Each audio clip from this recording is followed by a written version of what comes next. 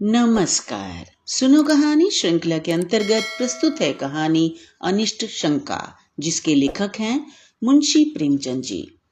चांदनी रात, समीर के सुखद झोंके, सुरम्य मैदान। कुंवर अमरनाथ अपनी विस्तीर्ण छत पर लेटे हुए मनोरमा से कह रहे थे, तुम घबराओ नहीं, मैं जल्द आऊंगा। मनोरमा ने उनकी ओर कातर नेत्रों से देखकर कहा, मुझे क्यों नहीं लेते चलते? अमरनाथ, तुम्हें वहां कष्ट होगा। मैं कभी यहाँ रहूंगा, कभी वहां, सारे दिन मारा मारा फिरूंगा। पहाड़ी देश है, जंगल और बीहड़ के सिवाय बस्ती का कोसों पता नहीं। उस पर भयंकर पशुओं का भय। तुमसे यह तकलीफें न सही जाएंगी। मनोरमा, तुम भी तो इन तकलीफों के आदी नहीं हो। अमरनाथ, मैं पुरुष हूँ, आवश्यकता पड़ने पर सभी तकलीफों का सामना कर सकता हूँ। मनोरमा, मैं भी स्त्री हूँ, आवश्यकता पड़ने पर आग में कूद सकती हूँ। स्त्रियों की कोमलता पुरुषों की काव्य कल्पना है। उनमें शारीरिक सामर्थ्य चाहे न हो, पर उनमें यह धैर्य और साहस है जिस पर काल की दुश्चिंताओं का जरा भी असर नहीं होता। अमरनाथ ने मनोरमा को श्रद्धामय दृष्टि से देखा और बोले, यह मैं मानता हूँ, लेकिन जिस कल्पना को हम चिरकाल से प्रत्यक्ष समझते आए हैं, वह एक क्षण में नहीं मिट सकती। तुम्हारी तकलीफ मुझसे न देखी जाएगी, मुझे दुख होगा। देखो इस समय चांदनी में कितनी बहार है। मनोरमा, मुझे बहलाओ मत, मैं हट नहीं करती, लेकिन यहाँ मेरा जीवन अपाढ़ हो जाएगा। मेरे हृदय की दशा विचित्र है। तुम्हें अपने सामने न देखकर मेरे मन में तरह तरह की शंकाएं होती हैं कि कहीं चोट न लग गई हो, शिकार खेलने जाते हो तो डरती हूँ, कहीं घोड़े ने शरारत न की हो। मुझे अनिष्ट का भय सदैव सताया करता है। अमरनाथ, लेकिन मैं तो विलास का भक्त हूँ, मुझ पर इतना अनुराग करके तुम अपने ऊपर अन्याय करती हो। मनोरमा ने अमरनाथ को दबी हुई दृष्टि से देखा, जो कह रही थी, मैं तुमको तुमसे ज्यादा पहचानती हूँ। बुंदेलखंड में भीषण दुर्भिक्ष था। लोग वृक्षों की छालें छील छील कर खाते थे। क्षुधा पीड़ा ने भक्ष्या भक्ष्य की पहचान मिटा दी थी। पशुओं का तो कहना ही क्या, मानव संतानें कौड़ियों के मोल बिकती थीं। पादरियों की चढ़ बनी थी। उनके अनाथालयों में नित्य गोल के गोल बच्चे भेड़ों की भांति हाँके जाते थे। माँ की ममता मुट्ठी भर अनाज पर कुर्बान हो जाती। कुंवर अमरनाथ काशी सेवा समिति के व्यवस्थापक थे। समाचार पत्रों में यह रोमांचकारी समाचार देखे तो तड़प उठे। समिति के कई नवयुवकों को साथ लिया और बुंदेलखंड जा पहुंचे। मनोरमा को वचन दिया कि प्रतिदिन पत्र लिखेंगे और यथासंभव जल्द लौट आएंगे। एक सप्ताह तक तो उन्होंने अपने वचन का पालन किया, लेकिन शनैः शनैः पत्रों में विलंब होने लगा। अक्सर इलाके डाकघर से बहुत दूर पड़ते थे। यहाँ से नित्य प्रति पत्र भेजने का प्रबंध करना दुस्साध्य था। मनोरमा वियोग दुख से विकल रहने लगी। वह अव्यवस्थित दशा में उदास बैठी रहती, कभी नीचे आती, कभी ऊपर जाती, कभी बाग में जा बैठती। जब तक पत्र न आ जाता, वह इसी भांति व्यग्र रहती। पत्र मिलते ही सूखे धान में पानी पड़ जाता। लेकिन जब पत्रों के आने में देर होने लगी, तो उसका वियोग विकल हृदय अधीर हो गया। बार बार पछताती कि मैं नाहक उनके कहने में आ गई, मुझे उनके साथ जाना चाहिए था। उसे किताबों से प्रेम था, पर अब उनकी ओर ताकने का भी जी न चाहता। विनोद की वस्तुओं से उसे अरुचि सी हो गई। इस प्रकार 1 महीना गुजर गया। एक दिन उसने स्वप्न देखा कि अमरनाथ द्वार पर नंगे पैर नंगे सिर खड़े रो रहे हैं। वह घबराकर उठ बैठी और उग्रावस्था में दौड़ी द्वार तक आई। यहाँ का सन्नाटा देखकर उसे होश आ गया। उसी दम मुनीम को जगाया और कुंवर साहब के नाम तार भेजा, किंतु जवाब न आया। सारा दिन गुजर गया, मगर कोई जवाब नहीं।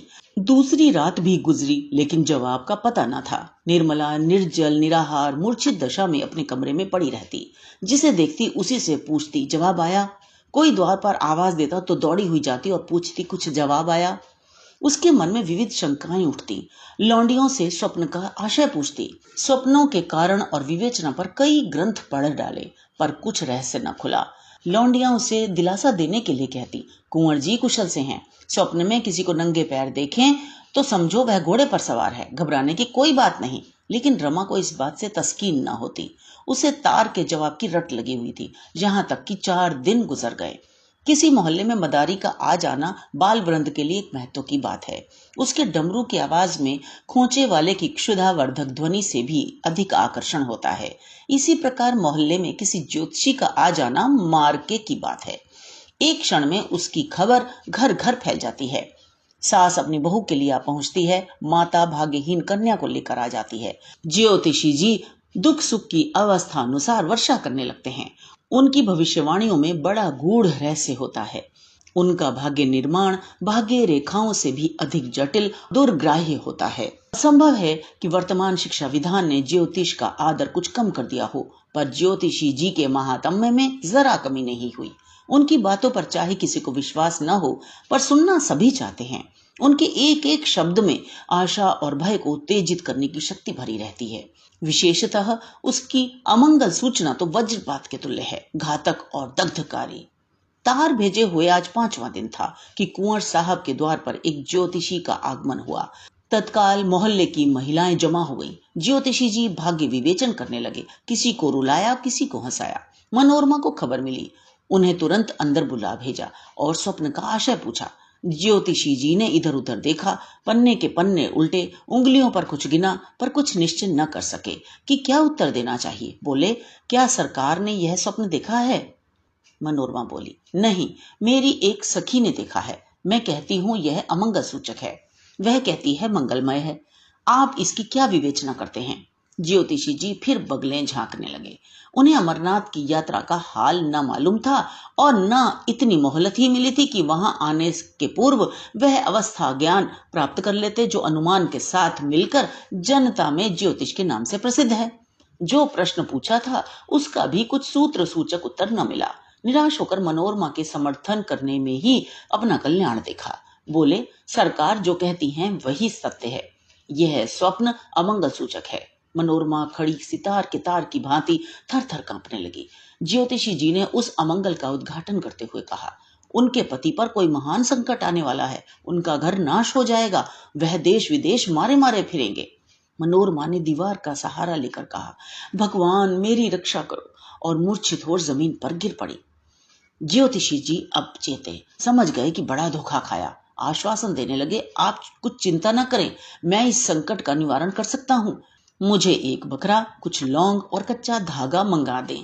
जब कुंवर जी के यहाँ से कुशल समाचार आ जाए तो जो दक्षिणा चाहें दे दें। काम कठिन है, पर भगवान की दया से असाध्य नहीं है। सरकार देखें, मुझे बड़े बड़े हाकिमों ने सर्टिफिकेट दिए हैं। अभी डिप्टी साहब की कन्या बीमार थी, डॉक्टर ने जवाब दे दिया था। मैंने यंत्र दिया, बैठे बैठे आंखें खुल गई। कल की बात है, सेठ चंदूलाल के यहाँ से रोकड़ की एक थैली उड़ गई थी, कुछ पता ना चलता था। मैंने सगुन विचारा और बात की बात में चोर पकड़ लिया। उनके मुनीम का काम था, थैली ज्यों की त्यों निकल आई। ज्योतिषी जी तो अपनी सिद्धियों की सराहना कर रहे थे और मनोरमा अचेत पड़ी हुई थी। अकस्मात वह उठ बैठी, मुनीम को बुलाकर कहा, यात्रा की तैयारी करो, मैं शाम की गाड़ी से बुंदेलखंड जाऊंगी। मनोरमा ने स्टेशन पर आकर अमरनाथ को तार दिया, मैं आ रही हूँ। उनके अंतिम पत्र से ज्ञात हुआ था कि वह कबरई में है और कबरई का टिकट लिया, लेकिन वह कई दिनों से जागरण कर रही थी। गाड़ी पर बैठते ही नींद आ गई और नींद आते ही अनिष्ट शंका ने एक भीषण स्वप्न का रूप धारण कर लिया।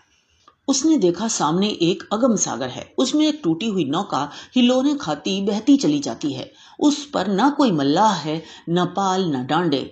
तरंगे कभी उसे ऊपर ले जाती हैं, कभी नीचे। सहसा उस पर एक मनुष्य दृष्टिगोचर हुआ। ये अमरनाथ थे, नंगे सिर नंगे पैर, आंखों से आंसू बहाते हुए। मनोरमा थर थर कांप रही थी, जान पड़ता था नौका अब डूबी और अब डूबी। उसने जोर से चीख मारी और जाग पड़ी। शरीर पसीने से तर था, छाती धड़क रही थी। वह तुरंत उठ बैठी, हाथ मुंह धोया और इसका इरादा किया कि अब न सोऊंगी। हाँ, कितना भयानक दृश्य था। परमपिता, अब तुम्हारा ही भरोसा है, उनकी रक्षा करो। उसने खिड़की से सिर निकाल कर देखा, आकाश पर तारागण दौड़ रहे थे। घड़ी देखी, 12 बजे थे। उसको आश्चर्य हुआ कि मैं इतनी देर तक सोई, अभी तो एक झपकी भी पूरी ना होने पाई। उसने एक पुस्तक उठा ली और विचारों को एकाग्र कर पढ़ने लगी। इतने में प्रयाग आ पहुंचा। गाड़ी बदली। उसने फिर किताब खोली और उच्च स्वर से पढ़ने लगी, लेकिन कई दिनों की जगी आंखें इच्छा के अधीन नहीं होती। बैठे बैठे झपकियां लेने लगी, आंखें बंद हो गईं और एक दूसरा दृश्य सामने उपस्थित हो गया। उसने देखा, आकाश से मिला हुआ एक पर्वत शिखर है। उसके ऊपर के वृक्ष छोटे छोटे पौधों के सदृश दिखाई देते हैं। श्याम वर्ण घटाएं छाई हुई हैं। बिजली इतने जोर से कड़कती है कि कान के पर्दे फटे जाते हैं। कभी यहाँ गिरती है, कभी वहां। शिखर पर एक मनुष्य नंगे सिर बैठा हुआ है। उसकी आंखों का अश्रु प्रवाह साफ दिख रहा है। मनोरमा दहल उठी, ये अमरनाथ थे। वे पर्वत शिखर से उतरना चाहते थे, लेकिन मार्ग न मिलता था। भय से उनका मुखवर्ण शून्य हो रहा था। अकस्मात एक बार बिजली का भयंकर नाद सुनाई दिया। एक ज्वाला सी दिखाई दी और अमरनाथ अदृश्य हो गए। मनोरमा ने फिर चीख मारी और जाग पड़ी। उसका हृदय बांसों उछल रहा था, मस्तिष्क चक्कर खाता था। जागते ही उसकी आंखों में जल प्रवाह होने लगा।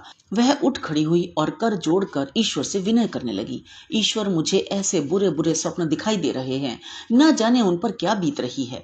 तुम दीनों के बंधु हो, मुझ पर दया करो। मुझे धन और संपत्ति की इच्छा नहीं, मैं झोंपड़ी में खुश रहूंगी। मैं केवल उनकी शुभकामना रखती हूँ। मेरी इतनी प्रार्थना स्वीकार करो।